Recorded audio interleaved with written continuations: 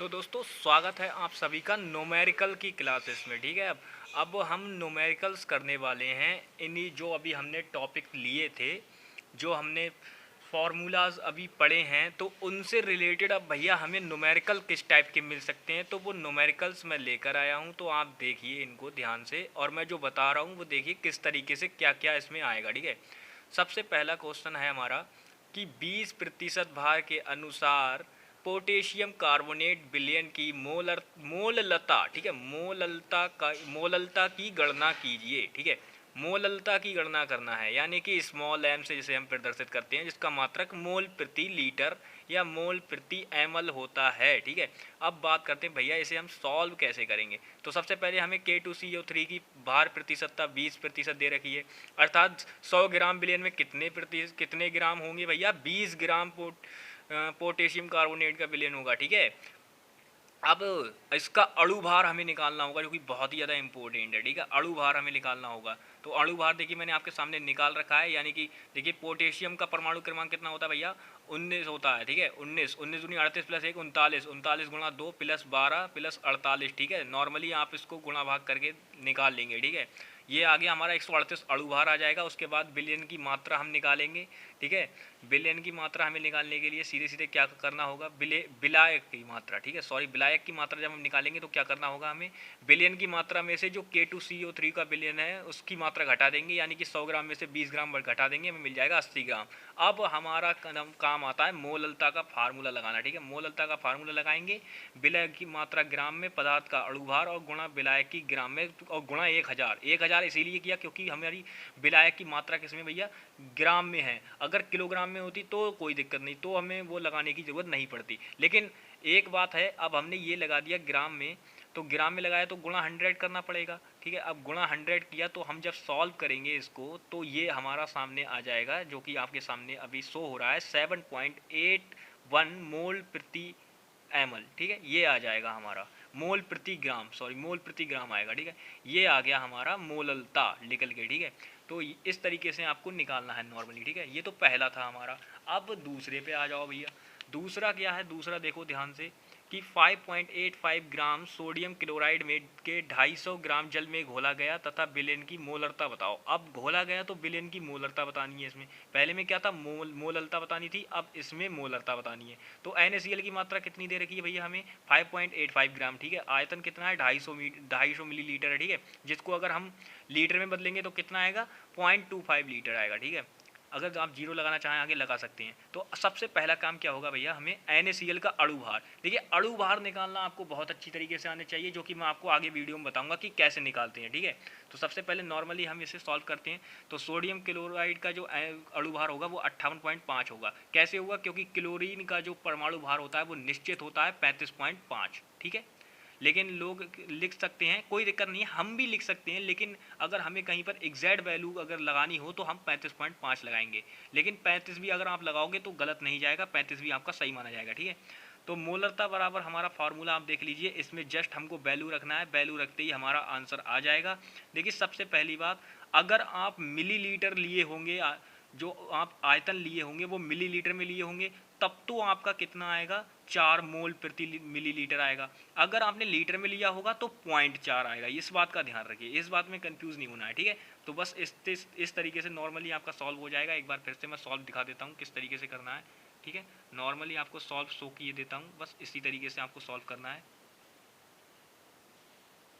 ध्यान से देखिए, बाद में इस तरीके से कुछ आपका आंसर आएगा। अगर आपने लीटर लिया होगा तो 0.4 मोल प्रति लीटर आएगा, इस बात का ध्यान रखिए। ठीक है, जस्ट नेक्स्ट हम चलते हैं। और तो देखिए एक और है हमारे पास कि यदि 20 ग्राम चीनी को जल की पर्याप्त मात्रा में घोलने पर, ठीक है, जल की पर्याप्त मात्रा में घोलने पर चीनी के विलयन की सांद्रता ज्ञात करो। देखिए आप इसमें पूछ रहा है सांद्रता, सी बताना है हमें। ठीक है, तो सी हम कैसे निकालेंगे, वो देखिए कि चीनी की ग्राम में मात्रा लिखोगे पहले। ठीक है, चीनी का जो आणविक सूत्र होता है, जो अणु सूत्र होता है, वो आपको भैया पता होना चाहिए। और जाहिर सी बात है चीनी का तो ज़्यादातर लोगों को पता होता है, नॉर्मली है ये सारी चीज़ें आपको पता होनी चाहिए। तो देखिए C12H22O11 होता है, ठीक है। अब इसका आयतन हमें पता है कि 2 लीटर हो जाएगा, 2 लीटर आयतन हो जाएगा, तो आयतन भी पता है हमें। अब हमें अणु भार, तो देखिए अभी तक मैंने आपको 2 से 3 न्यूमेरिकल बताए और दोनों में आपको अणु भार निकालना पड़ा है, ठीक है। तो इसमें भी निकालना पड़ेगा, इसीलिए मैंने अणु भार अलग से निकालने बताए कि कैसे करके निकाले जाते हैं, ठीक है। तो सबसे पहली बात, अब देखिए कार्बन का निकाला हमने, तो हमारा देखिए कितना आया चीनी का भैया, 342 आएगा। अब सांद्रता निकालेंगे, इसकी सिंपल सी नॉर्मली फार्मूला रखेंगे जो कि आपके सामने अभी शो हो रहा है कि पदार्थ की ग्राम में मात्रा बटे पदार्थ का अणु भार गुणा आयतन लीटर में, ठीक है। ये फार्मूला होता है, ये लगाएंगे। ये फार्मूला लगाने के बाद फिर नॉर्मली क्या करना है आपको, सिंपल सी गुणा भाग होगी, बस और कुछ नहीं है। सिंपल सी गुणा भाग करके आपका आंसर आ जाएगा और आंसर 0.029 मोल प्रति लीटर आएगा इसका, ठीक है। कुछ भी आपका कुछ भी आ सकता है। अगर आपने वैल्यू जो मैंने ली है, आप इस तरीके से न्यूमेरिकल लीजिए, पहले ये न्यूमेरिकल सॉल्व करके अपनी बुक में रखिए, कॉपी में सॉल्व कीजिए इसको पहले, फिर उसके बाद क्या करना है, आप वैल्यू चेंज करके सॉल्व करके देखिए, मैं पक्का बोल रहा हूँ आप एक ही बार में ठीक कर लोगे, ठीक है।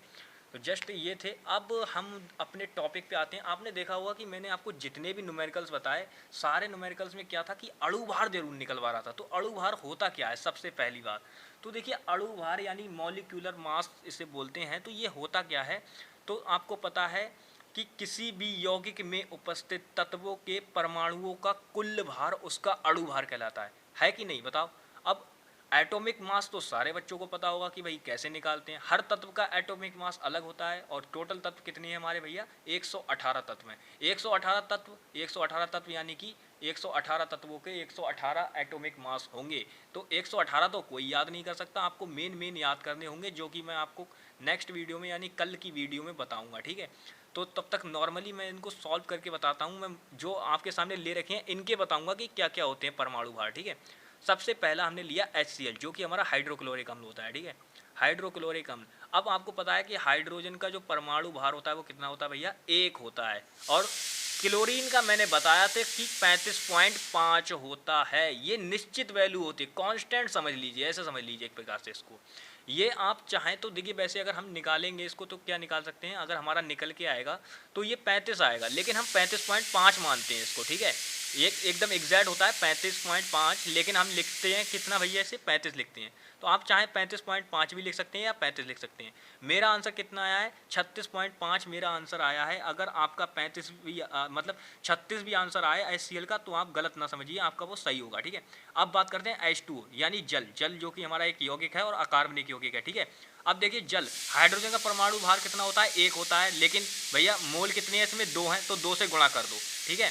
इसे हम मोलर द्रव्यमान भी बोल देंगे। देखिए, देखिए मैंने लिख भी रखा है, मोलर द्रव्यमान या अणु भार बताएं। तो देखिए गुणा करेंगे, 2 से गुणा करेंगे, तो हाइड्रोजन 2 हैं तो 2 से गुणा करेंगे, यानी कि भैया कितना हो जाएगा हमारा, 2 गुणा 1, ठीक है। तो 2 और प्लस 16 यानी 18 हो जाएगा, ठीक है। नेक्स्ट अब बात करते हैं हम CO2। CO2 क्या है, देखिए CO2 ध्यान से देखिए।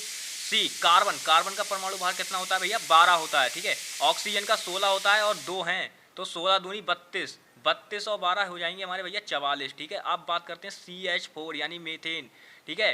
अब C कार्बन फिर से 12, H कितना होता है, H का परमाणु भार 1 होता है, 1 की गुणा 4 से करोगे 4 आ जाएगा, 16 हो जाएगा, ठीक है। नॉर्मली ऐसे ही निकालने, मैंने काफ़ी सारे ले रखे हैं तो मैं सारे बताता हूँ आपको। NH3 अमोनिया, अमोनिया एक अणु होता है, ठीक है। अब इसमें क्या है भैया, N होता है हमारा नाइट्रोजन। नाइट्रोजन का परमाणु भार 15 होता है, ये बात ध्यान रखिए, ठीक है। हाइड्रोजन का फिर से वही आ गया भैया 1, अब 15 3 18 हो जाएगा, ठीक है नॉर्मली। अब ये 18 हो गया। अब बात करते हैं हम, देखिए इधर आइए, कैल्शियम कार्बोनेट, कैल्शियम Ca। अब देखिए कैल्शियम, ये भैया हमारा हमने पढ़ा था संभारिक। संभारिक जब हम समस्थानिक संभारिक नेक्स्ट चैप्टर में पढ़ेंगे तो हम शायद, वैसे आप इनके बारे में जानते होंगे। तो देखिए संभारिक में हमने एग्जाम्पल पढ़े थे पोटेशियम, कैल्शियम और आर्गन, ठीक है। तो पोटेशियम का भी 40 होता है और कैल्शियम का भी परमाणु भार कितना होता है भैया, 40 होता है, ठीक है। तो 40 होता है, तो हमने ये ले लिया 40, ठीक है। और इधर देखिए, इधर हमने 12 ले लिया ये, ठीक है, क्योंकि कार्बन का कितना होता है, 12 होता है। ऑक्सीजन का 16 होता है, लेकिन 16 की गुणा कितने से करेंगे भैया, 3 से गुणा करेंगे तो कितना हो जाएगा, 48 हो जाएगा। इन तीनों को जोड़ोगे तो हो जाएगा आपका 100, ठीक है। अब बात आ जाओ इधर, ये आ गया भैया आपका क्षार आ गया एक, ठीक है, क्षार आ गया ये आपका NaOH, ये आ गया आपका क्षार। अब देखिए इसमें क्या है, सोडियम है, सोडियम का कितना होता है भैया 23 होता है परमाणु भार, ठीक है। अगर आप चाहें तो ऐसे भी याद कर सकते हैं जैसे मैं बोल रहा हूँ साथ ही साथ, ठीक है। ऑक्सीजन का 16 होता है, हाइड्रोजन का 1 होता है, तीनों के एक एक है, इसीलिए हमने कोई गुणा नहीं की, डायरेक्ट हमने ऐसे ही लिख दिया, 40 आ जाएगा, ठीक है। इधर देखिए, इधर आया H2SO4 सल्फ्यूरिक अम्ल, ठीक है। ये सल्फ्यूरिक अम्ल है, इसका देखिए मैं बताता हूँ कैसे निकलेगा।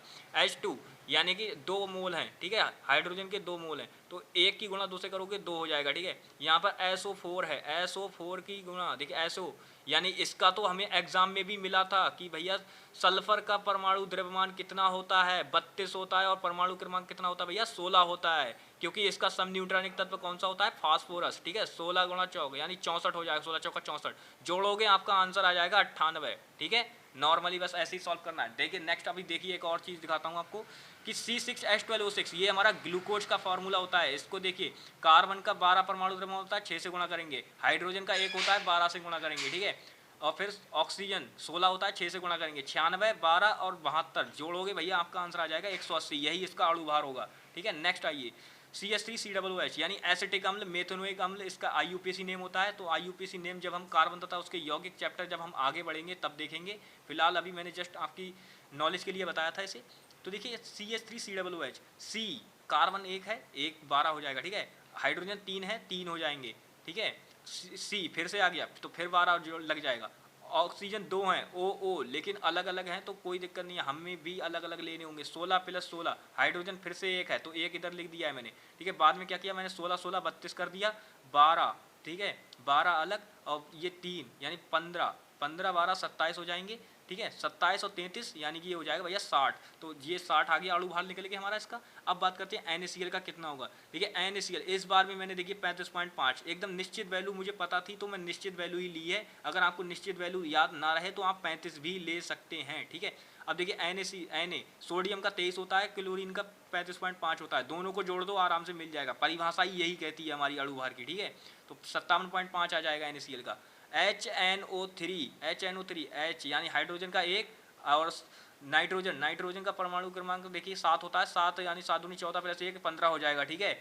और O3 यानी 16, 16 3 48, 48 16 और 48 को जोड़ोगे आपका आंसर 64, यही बस हो जाएगा। तो देखिए मैंने 12 तकरीबन लिए थे जिनके मैंने अणु भार आपको बताए हैं।